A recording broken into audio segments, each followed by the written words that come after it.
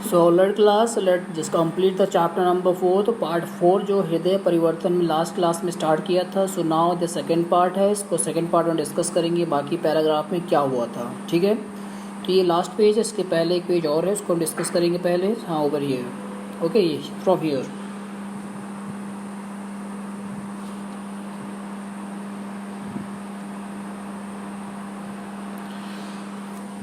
सो हमने लास्ट में डिस्कस कर लिया था, माँ ने एक काम दिया था बोधराज और उनके भीम साहनी जी को कमरे साफ करने के लिए।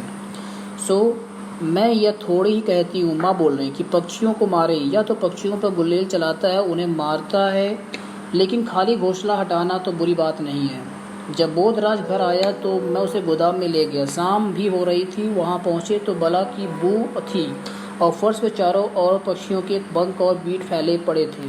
ठीक है, तो मतलब चारों तरफ गंदगी फैली थी घोंसले से, और चिड़ियों की जो बीट होती है उसको चारों तरफ फर्श पे फैला हुआ था। सच पूछो तो मैं डर गया। मैंने सोचा यहाँ भी बोधराज अपना घिनौना शिकार खेलेगा। वह घोंसलों को तोड़ तोड़ कर गिराएगा, उनके अंडे तोड़ेगा, ऐसा सभी बातें करेगा जिनसे मेरा दिल दहलता था। न जाने माँ ने क्यों कह दिया था कि उसे गोदाम में ले जाओ और उससे कहो कि गोदाम में से सारे घोंसले साफ कर दे।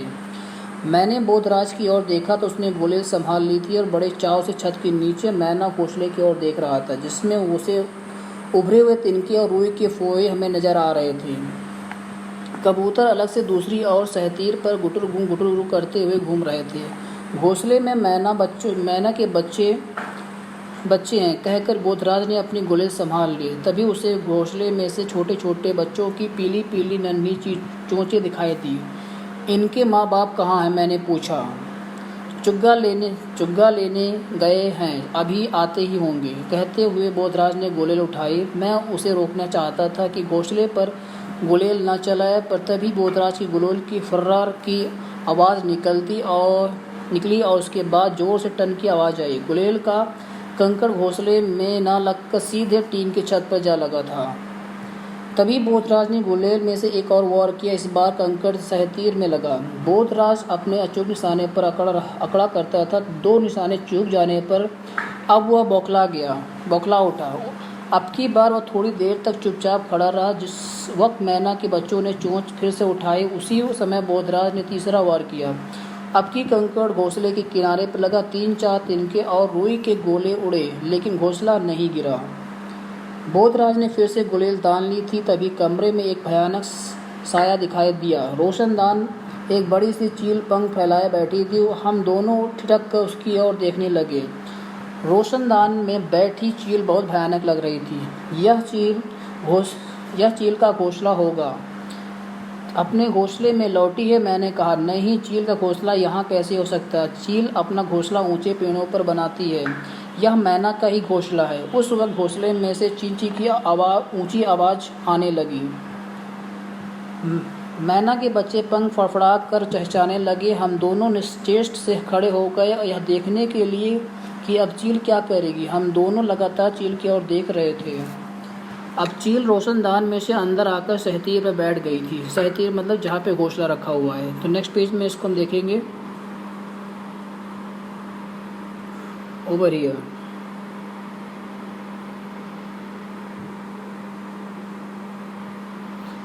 सो सहतीर पर आकर चील बैठ चुकी है। ठीक है, वह अपना छोटा सा सिर हिलाती हुई कभी दाएं और कभी बाएं और देखने लगती है।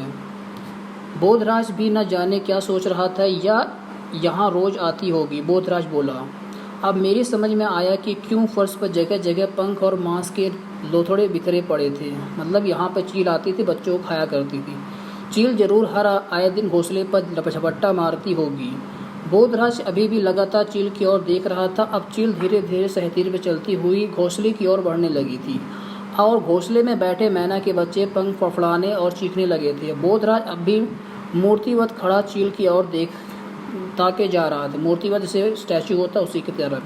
मैं घबरा उठा। मैंने मन में बार बार कहा, क्या फ़र्क पड़ता है अगर चील मैना के बच्चों को मार डालती है, या बोधराज अपनी गोले से उन्हें मार डालता है। अगर चील नहीं आती तो इस वक्त तक बोधराज ने मैना का घोंसला नोच डाला होता। तभी बोधराज ने गोले उठाई और निशाना सीधा चील पर लगा दिया। चील को मत छेड़ो, वह तुम पर झपटेगी, मैंने बोधराज से कहा। चील को निशाना नहीं लगा। कंकड़ छत से टकराकर नीचे गिर पड़ा और चील ने अपने बड़े बड़े पंख फैलाया और नीचे सिर किया हमें घूरने लगी। चलो यहाँ से निकल चलें, मैंने डर कर कहा। नहीं, हम चले गए तो चील बच्चों को खा जाएगी। उसके मुंह से यह वाक्य सुनकर मुझे बड़ा अटपटा सा लगा। स्वयं ही तो घोंसले तोड़ने के लिए गुलेल उठाकर लाया था। बोधराज ने झट से गुलेल मुझे थमा दी और जेब से 5-7 कंकड़ निकालकर मेरी हथेली पर रखे। तुम चील पर गुलेल चलाते जाओ, उसे बैठने नहीं देना, उसने कहा कि स्वयं भागकर दीवार के पास रखी मेज के फर्श बीचों बीच चलाने लगा। मैं गुलेल चलाना नहीं जानता था। 1-2 बार मैंने कंकड़ रखकर गुलेल चलाई, लेकिन उसी बीच चील गोदाम के दूसरे सहतीर पर जा बैठी थी। बोधराज मेज की मैना को घोंसले के नीचे ले आया। फिर उसने एक टूटी हुई कुर्सी पर उसे रख दिया और उससे ऊपर चढ़कर खड़ा हो गया। फिर बोधराज ने अपने दोनों हाथ ऊपर उठाए, जिससे संतुलन बनाते हुए अपने धीरे से घोंसले को उठा लिया और धीरे धीरे कुर्सी उतरकर मेज पर आ गया।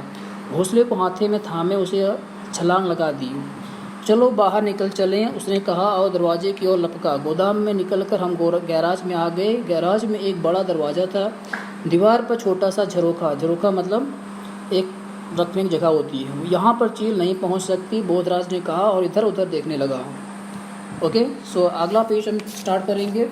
तो थोड़ी देर में घोंसले में बैठे मैना के बच्चे चुप हो गए। बोधराज बक्से पर चढ़कर मैना के घोंसले में झांकने लगा। ये है नेक्स्ट पेज पे, ये लास्ट पेज है आपका, इसमें हम देखेंगे। तो बोधराज बक्से पर चढ़कर मैना के घोंसले को झांकने लगे। बक्से के ऊपर चढ़ के देख रहा है। मैंने सोचा अभी हाथ बढ़कर दोनों बच्चों को एक साथ उठा लेगा, जैसे वह अक्सर किया करता था। फिर भले ही उन्हें जेब में डालकर घूमता, फिर मगर उसने ऐसा कुछ नहीं किया। वह देर तक घोंसले के अंदर झांकता रहा और फिर बोला, थोड़ा पानी लाओ, इन्हें प्यास लगी है, इनके चोंच में बूंद बूंद पानी डालेंगे। मैं बाहर गया और एक कटोरी में थोड़ा सा पानी ले आया। दोनों नन्हे नन्हे बच्चे चोंच ऊपर उठाए हाँफ रहे थे। बोधराज ने उनकी चोंच में बूंद बूंद पानी डाला और बच्चों को छूने से मुझे मना कर दिया। न ही स्वयं उन्हें छुआ। इन बच्चों के माँ बाप यहाँ कैसे पहुँचेंगे, मैंने पूछा।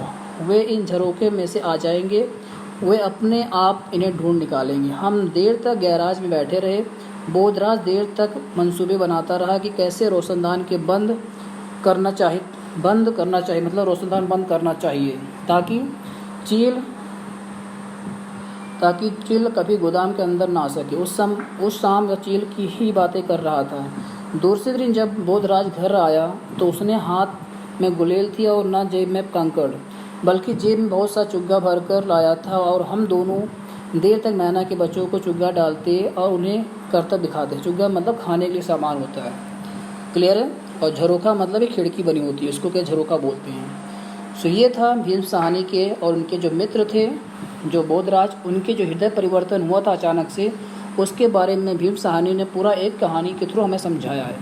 ठीक है, सो ये था आपका कंप्लीट पार्ट नंबर 4।